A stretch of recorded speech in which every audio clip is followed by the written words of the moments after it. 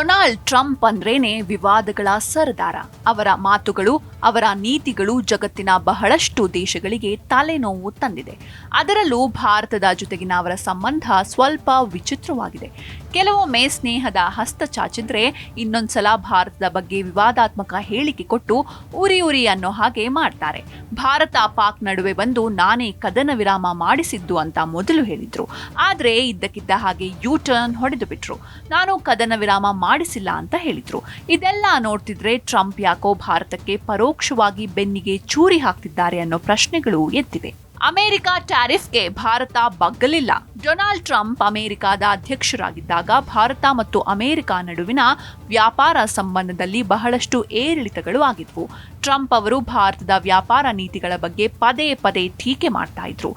ಭಾರತ ಅಮೆರಿಕದ ವಸ್ತುಗಳ ಮೇಲೆ ಹೆಚ್ಚು ಸುಂಕ ಅಂದ್ರೆ ಟ್ಯಾರಿಫ್ ವಿಧಿಸುತ್ತೆ ಅಂತ ಅವರ ಆರೋಪ. ಆದರೆ ಭಾರತ ಮಾತ್ರ ಇದಕ್ಕೆ ತಲೆಬಾಗಲಿಲ್ಲ.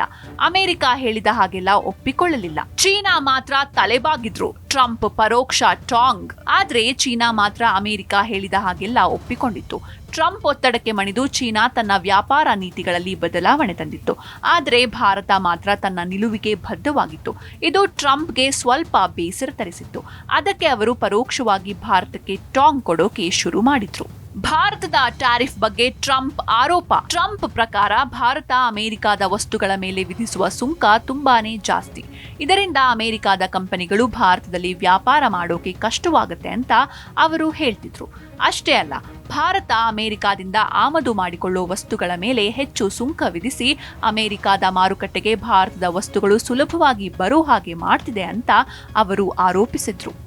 ವ್ಯಾಪಾರದ ಬಗ್ಗೆ ಕಿರೆಕ್. ಟ್ರಂಪ್ ಅವರಿಗೆ ಭಾರತದ ವ್ಯಾಪಾರ ನೀತಿಗಳು ಇಷ್ಟವಾಗಲ್ಲ. ಯಾಕಂದ್ರೆ ಅವರ ಪ್ರಕಾರ ಭಾರತ ಅಮೆರಿಕದ ವಸ್ತುಗಳ ಮೇಲೆ ಬಹಳಷ್ಟು ಸುಂಕ ವಿಧಿಸುತ್ತೆ. ಅಮೆರಿಕ ಭಾರತದ ನಡುವಿನ ವ್ಯಾಪಾರದಲ್ಲಿ ಅಸಮತೋಲನ ಇದೆ ಅಂತ ಅವರು ಪದೇ ಪದೇ ಹೇಳ್ತಾರೆ. ಅವರ ಆಡಳಿತದ ಟೈಮಲ್ಲಿ ಭಾರತದಿಂದ ಅಮೆರಿಕಾಗೆ ಹೋಗೋ ಕೆಲವು ವಸ್ತುಗಳ ಮೇಲೆ ಸಿಗ್ತಿದ್ದ ವ್ಯಾಪಾರ ಸೌಲಭ್ಯಗಳನ್ನ ರದ್ದು ಮಾಡಿದ್ರು. ಇದರಿಂದ ಎರಡೂ ದೇಶಗಳ ನಡುವಿನ ವ್ಯಾಪಾರ ಸಂಬಂಧದಲ್ಲಿ ಸ್ವಲ್ಪ ಬಿರುಕು ಬಿತ್ತು. ವೀಸಾ ನೀತಿಗಳ ತೊಂದರೆ. ಟ್ರಂಪ್ ಅವರ ವಲಸೆ ನೀತಿಗಳು ತುಂಬಾನೇ ಕಠಿಣವಾಗಿದ್ವು. ಅದರಲ್ಲೂ H-1B ವೀಸಾ ಕಾರ್ಯಕ್ರಮದ ಮೇಲೆ ಅವರು ತಂದ ಬದಲಾವಣೆಗಳು ಭಾರತದ ಟೆಕ್ನಾಲಜಿ ವೃತ್ತಿಪರರಿಗೆ ತೊಂದರೆ ತಂದವು. ಯಾಕಂದ್ರೆ ಬಹಳಷ್ಟು ಭಾರತೀಯರು ಅಮೆರಿಕಾದಲ್ಲಿ ಕೆಲಸ ಮಾಡೋಕೆ ಈ ವೀಸಾವನ್ನೇ ಅವಲಂಬಿಸಿದ್ದಾರೆ. ಭಾರತ ಪಾಕಿಸ್ತಾನದ ವಿಷಯದಲ್ಲಿ ತಲೆ ಹಾಕೋದು. ಭಾರತ ಮತ್ತೆ ಪಾಕಿಸ್ತಾನದ ನಡುವೆ ಕಾಶ್ಮೀರ ವಿವಾದದ ಬಗ್ಗೆ ಟ್ರಂಪ್ ಕೊಡುವ ಹೇಳಿಕೆಗಳು ಭಾರತದಲ್ಲಿ ಬಹಳಷ್ಟು ವಿವಾದ ಸೃಷ್ಟಿಸಿವೆ. ಅದರಲ್ಲೂ ಅವರು ಈ ವಿಷಯದಲ್ಲಿ ಮಧ್ಯಸ್ಥಿಕೆ ವಹಿಸೋಕೆ ಬಂದಾಗ ಭಾರತಕ್ಕೆ ಉರಿ ಅನ್ನೋ ಹಾಗಾಯ್ತು. ಯಾಕಂದ್ರೆ ಕಾಶ್ಮೀರ ಭಾರತ ಮತ್ತೆ ಪಾಕಿಸ್ತಾನದ ನಡುವಿನ ದ್ವಿಪಕ್ಷೀಯ ವಿಷಯ. ಇದರಲ್ಲಿ ಮೂರನೇ ವ್ಯಕ್ತಿ ತಲೆ ಹಾಕೋದು ಭಾರತಕ್ಕೆ ಇಷ್ಟವಿಲ್ಲ. ಇತ್ತೀಚಿನ ಮಾತುಗಳು. ಇತ್ತೀಚೆಗೆ ಟ್ರಂಪ್ ಭಾರತದ ವ್ಯಾಪಾರ ನೀತಿಗಳ ಬಗ್ಗೆ ಮತ್ತೆ ಮಾತಾಡಿದ್ದಾರೆ.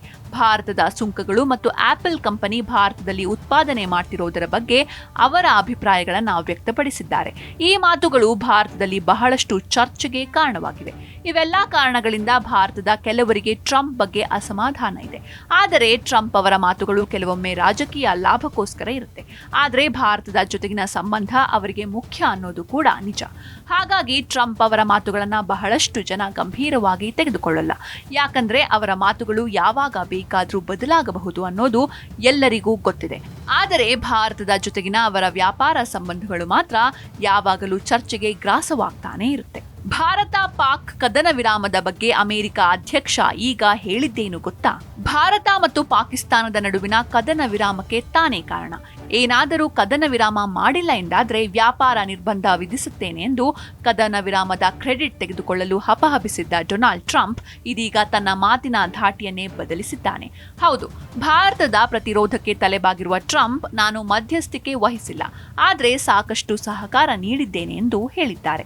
ಗಲ್ಫ್ ಪ್ರವಾಸದಲ್ಲಿರುವ ಟ್ರಂಪ್ ಕತಾರ್ನ ದೋಹಾದಲ್ಲಿರುವ ಸೇನಾ ನೆಲೆಯಲ್ಲಿ ಅಮೆರಿಕದ ಸೈನಿಕರೊಂದಿಗೆ ಮಾತನಾಡಿ ಅಮೆರಿಕ ರಾಜತಾಂತ್ರಿಕವಾಗಿ ಮಧ್ಯಪ್ರವೇಶಿಸುವ ಮೊದಲು ಭಾರತ ಮತ್ತು ಪಾಕಿಸ್ತಾನದ ಯುದ್ಧದ ಪರಿಸ್ಥಿತಿಯು ಅಪಾಯಕಾರಿ ಹಂತವನ್ನ ತಲುಪಿದೆ ಎಂದು ಬಣ್ಣಿಸಿದ್ದಾರೆ.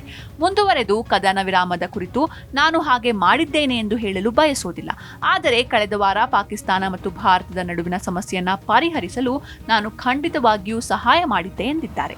ಮುಂದುವರೆದು ಎರಡು ರಾಷ್ಟ್ರಗಳು ಕದನ ವಿರಾಮದಿಂದ ತುಂಬಾ ಸಂತೋಷಗೊಂಡಿದೆ. ಯಾಕಂದ್ರೆ ನಾನು ಯುದ್ಧದ ಬದಲು ವ್ಯಾಪಾರ ಮಾಡೋಣ ಎಂದು ಹೇಳಿದ್ದೆ. ಇದರಿಂದ ಎರಡು ರಾಷ್ಟ್ರಗಳು ಸಂತೋಷಗೊಂಡವು. ಹಾಗಾಗಿ ಇದರತ್ತ ಎರಡು ರಾಷ್ಟ್ರಗಳು ಕೆಲಸ ಕೆಲಸ ಮಾಡುತ್ತಿವೆ ಎಂದರು. ಕಾಶ್ಮೀರ ವಿಷಯದಲ್ಲಿ ಯಾವುದೇ ಮೂರನೇ ರಾಷ್ಟ್ರದ ಹಸ್ತಕ್ಷೇಪ ಸ್ವೀಕಾರಾರ್ಹವಲ್ಲ. ಟ್ರಂಪ್ ಹೇಳಿಕೆಗೆ ಭಾರತದ ತೀಕ್ಷ್ಣ ಪ್ರತಿಕ್ರಿಯೆ. ಪಾಕಿಸ್ತಾನ ಆಕ್ರಮಿತ ಕಾಶ್ಮೀರದ ಕುರಿತು ಮೂರನೇ ದೇಶದ ಮಧ್ಯಸ್ಥಿಕೆ ಅನಗತ್ಯ ಎನ್ನುವ ಮೂಲಕ ಭಾರತ ಅಮೆರಿಕಾಗೆ ಸ್ಪಷ್ಟ ಸಂದೇಶ ರವಾನಿಸಿದೆ. ಆಪರೇಷನ್ ಸಿಂಧೂರ್ ನಂತರ ಭಾರತ ಮತ್ತು ಪಾಕಿಸ್ತಾನ ನಡುವೆ ಉಂಟಾಗಿದ್ದ ಸಂಘರ್ಷದ ತರುವಾಯ ಜಾರಿಯಾದ ಕದನ ವಿರಾಮದ ಕುರಿತು ವಿದೇಶಾಂಗ ಇಲಾಖೆ ವಕ್ತಾರ ರಣಧೀರ್ ಜೈಸ್ವಾಲ್ ಅವರು ನವದೆಹಲಿಯಲ್ಲಿ ಪತ್ರಿಕಾಗೋಷ್ಠಿ ನಡೆಸಿ ಜಮ್ಮು ಮತ್ತು ಕಾಶ್ಮೀರ ಸಮಸ್ಯೆಯು ಕೇವಲ ಭಾರತ ಮತ್ತು ಪಾಕಿಸ್ತಾನದ ನಡುವಿನ ಸಮಸ್ಯೆಯಾಗಿದ್ದು ಅದರಲ್ಲಿ ಮೂರನೇ ರಾಷ್ಟ್ರದ ಮಧ್ಯಸ್ಥಿಕೆ ಅನವಶ್ಯಕ ಎಂದರು. ಮುಂದುವರೆದು ಸಂಘರ್ಷದ ತರುವಾಯ ಪಾಕಿಸ್ತಾನದಿಂದಲೇ ಕದನ ವಿರಾಮದ ಪ್ರಸ್ತಾಪ ನಡೆದಿದೆ ಎಂದರು. ಅದರಂತೆ ಪಾಕಿಸ್ತಾನದ ಡಿಜಿಎಂಒ ಮೇ 10ರಂದು ಎರಡನೇ ಬಾರಿಗೆ ಭಾರತಕ್ಕೆ ಕರೆ ಮಾಡಿ ಕದನ ವಿರಾಮವನ್ನ ಪ್ರಸ್ತಾಪಿಸಿತ್ತು. ಇದಾದ ಬೆನ್ನಲ್ಲೇ ಎರಡೂ ರಾಷ್ಟ್ರಗಳ ನಡುವೆ ಕದನ ವಿರಾಮ ಜಾರಿಯಾಯಿತು ಎಂದರು. ಏತನ್ಮಧ್ಯೆ ಕದನ ವಿರಾಮದ ನಡುವೆ ಸಿಂಧೂ ನದಿ ಜಲ ಒಪ್ಪಂದ ಹಾಗೂ ವ್ಯಾಪಾರ ಚಟುವಟಿಕೆ ಕುರಿತು ಯಾವುದೇ ತರಹದ ಮಾತುಕತೆ ನಡೆದಿಲ್ಲ ಎಂದರು. ಭಾರತದ ಸಂದೇಶ ತುಂಬಾ ಸ್ಪಷ್ಟ. ವಿದೇಶಾಂಗ ಸಚಿವಾಲಯದ ವಕ್ತಾರ ರಣಧೀರ್ ಜೈಸ್ವಾಲ್ ಮಾತನಾಡಿ, ನಾವು ವಿಶ್ವದ ಇತರ ದೇಶಗಳೊಂದಿಗೆ ಮಾತನಾಡುವಾಗ ಭಾರತದ ಸಂದೇಶವು ತುಂಬಾ ಸ್ಪಷ್ಟವಾಗಿತ್ತು. ನಾವು ಸಾರ್ವಜನಿಕವಾಗಿ ಏನೇ ಹೇಳ್ತಿದ್ದೇವೋ ಅದೇ ವಿಷಯ ಜಗತ್ತಿನ ಯಾವುದೇ ನಾಯಕನೊಂದಿಗಿನ ವೈಯಕ್ತಿಕ ಸಂಭಾಷಣೆಯಲ್ಲೂ ಇತ್ತು. ಪಾಕಿಸ್ತಾನ ಸೇನೆ ಗುಂಡು ಹಾರಿಸಿದ್ರೆ ಭಾರತೀಯ ಸೇನೆಯು ಪ್ರತಿದಾಳಿ ನಡೆಸುತ್ತೆ ಎಂದು ನಾವು ಸ್ಪಷ್ಟವಾಗಿ ಹೇಳಿದ್ವಿ. ಪಾಕಿಸ್ತಾನ ನಿಂತರೆ ಭಾರತವು ನಿಲ್ಲುತ್ತೆ. ಆಪರೇಷನ್ ಸಿಂಧೂರ್ ಆರಂಭದ ಸಮಯದಲ್ಲಿ ಪಾಕಿಸ್ತಾನಕ್ಕೆ ಇದೇ ಸಂದೇಶವನ್ನ ನೀಡಲಾಗಿತ್ತು. ಆ ಸಮಯದಲ್ಲಿ ಪಾಕಿಸ್ತಾನ ಅದರ ಬಗ್ಗೆ ಗಮನ ಹರಿಸಲಿಲ್ಲ. ಸ್ವಾಭಾವಿಕವಾಗಿಯೇ ಅನೇಕ ವಿದೇಶಿ ನಾಯಕರು ನಮ್ಮಿಂದ ಇದನ್ನ ಕೇಳಿರಬಹುದು ಮತ್ತು ಅವರ ಪಾಕಿಸ್ತಾನಿ ಸಹೋದ್ಯೋಗಿಗಳಿಗೂ ಇದರ ಬಗ್ಗೆ ಹೇಳಿರಬಹುದು.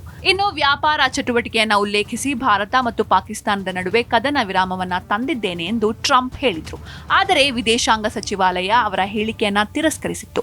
ಮೇ 7ರಂದು ಆಪರೇಷನ್ ಸಿಂಧೂರ್ ಆರಂಭವಾದಾಗಿನಿಂದ ಮೇ 10ರಂದು ಗುಂಡಿನ ದಾಳಿ ಮತ್ತು ಮಿಲಿಟರಿ ಕಾರ್ಯಾಚರಣೆಯನ್ನ ನಿಲ್ಲಿಸುವ ಒಪ್ಪಂದದವರೆಗೆ ಭಾರತೀಯ ಮತ್ತು ಅಮೆರಿಕನ್ ನಾಯಕರ ನಡುವಿನ ಏಕೈಕ ಚರ್ಚೆ ಮಿಲಿಟರಿ ಕಾರ್ಯಾಚರಣೆಯ ಬಗ್ಗೆ ಮಾತ್ರ ಎಂದು ರಣಧೀರ್ ಜೈಸ್ವಾಲ್ ಹೇಳಿದ್ರು. ಯಾವುದೇ ಮಾತುಕತೆಯಲ್ಲೂ ವ್ಯಾಪಾರದ ವಿಷಯ ಪ್ರಸ್ತಾಪವಾಗಲಿಲ್ಲ.